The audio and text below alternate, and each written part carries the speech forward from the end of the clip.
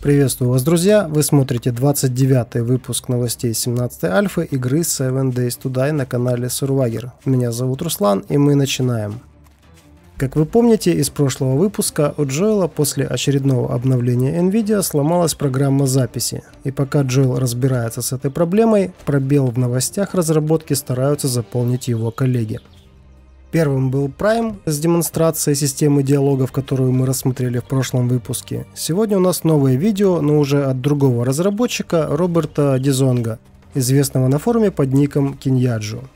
Роберт записал два коротеньких видео о том, над чем из интересного, по его мнению, сейчас идет работа, и что можно было бы хоть как-то показать. В первом видео нам показали тестовую версию процесса игры от третьего лица. Выглядит тут все очень коряво. Это касается как движений персонажа, так и анимации ударов дубиной, которые визуально просто не попадают по врагу. Ну, во-первых, не знаю как вы, а я не совсем понимаю, зачем в игре 7 Days to Die вид от третьего лица в обычном режиме. Его вполне хватает и при езде на транспорте. Хотя вы, наверное, знаете, ходят слухи, что мы якобы сможем стрелять из одноручного оружия и орудовать дубиной, находясь за рулем. И вполне возможно, что ведение боя от третьего лица прорабатывается именно для этих целей. В другом случае, я считаю, вид от третьего лица в игре просто не нужен. А как считаете вы? Что еще удалось рассмотреть в этом первом тестовом видео, это какие-то специальные винтовочные патроны калибра 7,62 с красным наконечником. Я не особо разбираюсь в типах боеприпасов, но судя по картинке, это скорее всего зажигательные патроны, с помощью которых у нас появится возможность поджарить врага, если, конечно, эти патроны появятся в игре. Очень хочется верить, что в 17-й альфе разнообразие боеприпасов будет все-таки богаче, чем сейчас. Двигаемся дальше. Недели две или более назад на форуме я задал пару вопросов. Первый коснулся того, в чем отличие между модификацией оружия и его апгрейдом, и почему попытка удаления апгрейда будет способна повредить оружие. Итак, модификация от апгрейда отличается тем, что модификацию можно легко установить и снять с оружия, без опасности его повредить. Это могут быть глушители, прицелы и другие обвесы. А вот апгрейд это совсем другое. Апгрейд это, так сказать, изменение основы оружия, которое в 17-й альфе будет неразборной. И удаление такого улучшения может привести к порче оружия. К примеру, у вас есть помповый дробовик, и вы у него спилили ствол. В результате получаем, так сказать, улучшенный под наши нужды обрезанный дробовик. А потом мы, например, хотим удалить это улучшение, берем и навариваем отпиленную ранее часть обратно. В итоге велика вероятность или ухудшить исходные характеристики оружия, или вообще его сломать. Второй вопрос был про то, как повлияет на внешний вид автомата или охотничьего ружья установка на них такой модификации, как оптический прицел.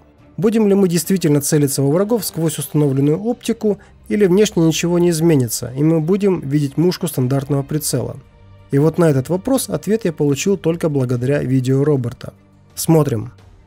В данном видео нам демонстрируется автомат Калашникова с установленным на него голографическим прицелом. И эта модификация меняет не только внешний вид оружия. В режиме прицеливания мы видим, что вести огонь нам уже можно, также используя этот прицел вместо обычной мушки. Подобное изменение внешнего вида оружия в зависимости от установленных модификаций – это эффект, который будет накладываться на оружие. И за это будет отвечать параметр XML, который называется Attach Prefab to Held Item. Таким образом, каждая модификация, будь то разного рода прицелы, глушители, стабилизаторы и прочее, будут иметь свой набор эффектов, в том числе и визуальных, которые будут накладываться на оружие при установке этих модификаций. А это в перспективе дает нам широчайшие возможности по кастомизации оружия в плане внешнего вида, убойности и других характеристик. К примеру, на автомат можно будет нацепить глушитель, прицел с эффектом ночного видения и пойти в стелсе зачищать базу бандитов. А уж какие возможности подобная система эффектов открывает для разработчиков модов, страшно даже предположить. И последнее, о чем мы поговорим в этом выпуске, это полоска здоровья врагов в верхней части экрана, которая фигурировала в последних видео Джоэла и даже в тех, которые мы сегодня посмотрели. После появления полоски здоровья врагов на форуме разразился настоящий спор о необходимости ее добавления. Разработчики обратили внимание на мнение сообщества и задумались над тем, стоит ли вообще добавлять эту полоску. Среди предложений сообщества, кроме откровенных «за» или «против», были и такие, которые предлагали показывать эту полоску только при покупке определенного перка или навыка, или при ношении определенного элемента одежды. Таким образом, судьба полоски здоровья под большим вопросом, а в видео разработчиков она отображается сейчас только как вспомогательный индикатор, позволяющий более удобно отслеживать повреждения, получаемые объектом без необходимости открывать консоль.